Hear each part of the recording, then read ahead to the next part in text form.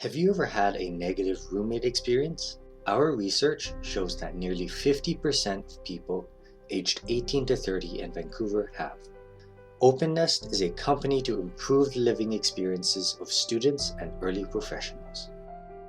It's no secret that the rental experience is painful and unpredictable. Unfortunately, many people have no other option available to them. For example, there are over 30,000 international students in Vancouver. For these students, residence is rarely an option. For example, the dorms at SFU can only contain 7% of the entire population of the school. The significant majority of the remaining have no choice but to rent. In fact, Statistics Canada found that 60% of youth aged 18 to 34 need rental housing. To learn more about the problems of people who rent in Vancouver, we conducted 25 interviews and surveyed over 50 people. We found that students and early professionals face immense struggles in the rental experience. Apart from housing being expensive, they encounter incompatible roommates, miscommunication of expectations, and a difficulty keeping track of shared tasks. Our market consists of international students and early professionals in the age range of 18 to 26, a group who does not have the financial capability to live independently and must rent with roommates. A large portion of our beachhead market will also be female, as they prefer a more trustworthy and reliable system, which we can offer. For you to learn about our target market, we'd like to briefly present two personas. Feel free to pause the video to learn more. First, our target market is characterized by Christy Lam. She's a third-year international student at SFU studying business. She wants to look for roommates who she can live comfortably with, without disturbing her studies or spending too much time and effort keeping track of different platforms. Our other target market is characterized by Bosco Alaska. He's an older homeowner who works at a large tech company and rents out extra bedrooms. He's young enough to understand the struggles of an expensive and frustrating rental process and is looking to find a tenant who can reliably fulfill their responsibilities. Okay, thanks for that, Jeffrey. Now on to our solution. OpeNest is a mobile application that creates a better living experience for post-secondary students in Vancouver who need a standardized process to find roommates in an unfamiliar community. We provide roommate matching and management services. Unlike Facebook, Craigslist, Roomster, and other online applications, our application provides verification of the potential roommates and renters. From our last presentation, one of the major concerns was what happens to our business model when people find a roommate. We incorporated this feedback that we got and we redefined our business model. This is our prototype. Our prototype includes renter profiles, matching services, verification services, and home management services, such as recurring payments, distribution of household chores, and replenishment of household items. We believe that this is an important solution because it addresses the issues that are usually a point of concern for existing or potential roommates. Now I know you may be wondering, if this is such a great solution, why is it just coming up now? Well, this is because renting is becoming more prevalent with the rising prices of housing and mortgage in Vancouver. Even with renting, one-bedroom apartments usually cost way more than shared apartments would cost. This is why people are looking to moving roommates to cut the cost of renting. Another reason the solution is coming up now is because more recently, young professionals have been moving out of Vancouver to find more affordable housing, and this is causing a brain drain. We believe the solution is important to keep young professionals in Vancouver so they can keep offering their fresh and new perspectives to businesses. As Jeffrey alluded to at the beginning of our presentation, international students will definitely make up a large portion of our market. However, that is far from the full picture, as there are several other groups that are also considered within our market. This includes other students as well as young early professionals who seek housing affordability through a compatible roommate. By using several factors, we are able to calculate a market size of approximately 43,937 individuals who would be interested in using our service. This was calculated by taking the total number of homeowners in Vancouver and multiplying it by the percentage of individuals who rent out their dwellings that they own. This came out to a number of 18,307. By using 18,307, we then multiplied it by a factor of 2.4 to get our 43,937 individuals who would be interested in using this service.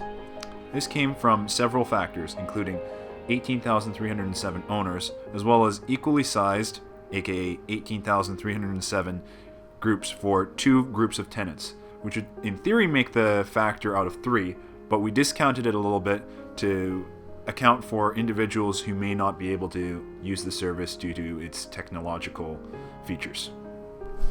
We should also note that this is for the initial market we plan on launching in, which is Vancouver. We do have expansion plans which we will discuss later, however we are not going to calculate those at the moment due to many numbers that we do not know, especially in the certain global economic marketplace that we are in and the uncertainties that are facing it at this time. But for now at least, I'm going to pass you over to Philip to discuss the competitive matrix that we have ourselves positioned in. For our competition, the market alternative for a product would be people asking their friends if they or someone they know is looking for a roommate. This can be a trustable source for a valuable roommate, but it depends on the user's social networks and how many people they know. This wouldn't help any international students or people moving to a whole new community where they do not have any contacts around. Another market alternative would be posting on social media, asking their followers if they're looking for a roommate or a place to rent. This is also dependent on the user's social network and wouldn't be helpful if they do not have a large following. Two free competitive alternatives would be roommate groups on Facebook and Craigslist. These options are free, however don't have much monitoring for scams and rely on users to act cautiously when browsing through people's posts and profiles. We at OpeNest constantly monitor all accounts for suspicious posts and conduct mandatory background checks prior to making an account. The app would require users who post listings to include links to their social media to ensure even more security. There are a couple apps with similar services based on a freemium model such as Roomster and Roommates.com. With Roomster, users are only able to view other posts without there being any recommendation. At OpeNest, users would answer a couple questions and automatically be recommended the best profiles that have similar interests, studies, and jobs. Roommates.com is a little more similar to our product, having a fraud detection and surveys for its users. However, it's only available in the United States. Analyzing similar profiles is a premium service that they provide. Our company includes this and more premium services, such as management of the maintenance of the house and a texting platform for the roommates or with the landlord. On the transition, including Roomster and Roommates.com, we also follow a freemium business model. A freemium business model can best be described as a model that provides tiers of attributes to consumers. So, the first tier that would be given to consumers is free. That is the meat and potatoes, bare bones of the application. Then tier 2 is the premium packaging service that is more deluxe. So what makes freemium business models so appealing and so good for customers as well is, first of all, that they're free, and it allows testing of the product, as well as supply simplicity for the consumer. Lastly, it's mostly just right for them, so they usually don't need to upgrade to the premium service unless they choose to do so, and unless they're super impressed with the product. It leaves options, and when it's mostly just right, consumers just have basic needs. The features that are given by the free model are simply enough, but at any time they can purchase that premium model, and that can build revenue. There's also other ways to build revenue, such as advertising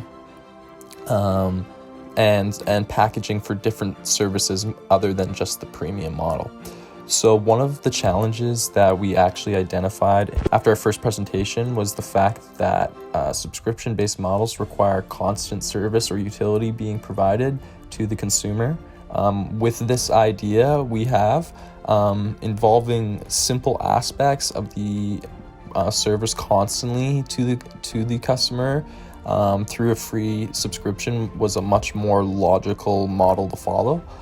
We found that the revenues generated from this business model would be higher and also much more attainable. And a key point that we found within researching this freemium model is to clearly communicate the benefits of the premium subscription. If you aren't clearly communicating what these upgrades will provide, the consumer will be confused and it will reduce retention by alarming rates. So our goal is to attain high traffic to the site, gain free subscriptions, and attain a constant 2 to 5% conversion rate, which is apparently very solid. Similar to the technology adoption lifecycle created by Jeffrey Moore, the conversion lifecycle is similar. So that means that early adopters are always willing to pay more for the service that the technology provides. What we hope for is that the early adopters within this lifecycle are the majority of the people within our target market. So that means that the majority of our target market would be willing to pay for the premium service whenever they're needing to find a roommate, etc. We also recognize that the ongoing innovation is required with this idea. Some ideas within the premium model may actually be better off to go into the free model and vice versa, bringing free model services back into the premium. So throughout the future, new applications and integrations of the app will be crucial. Yeah, so for our finances, we broke everything down in terms of two main groups using our product, which would be the landlords and then the users. So through our research, we have estimated that the amount of landlords using this ranges from around 100 in year 1 to upwards of 3 million in year 5.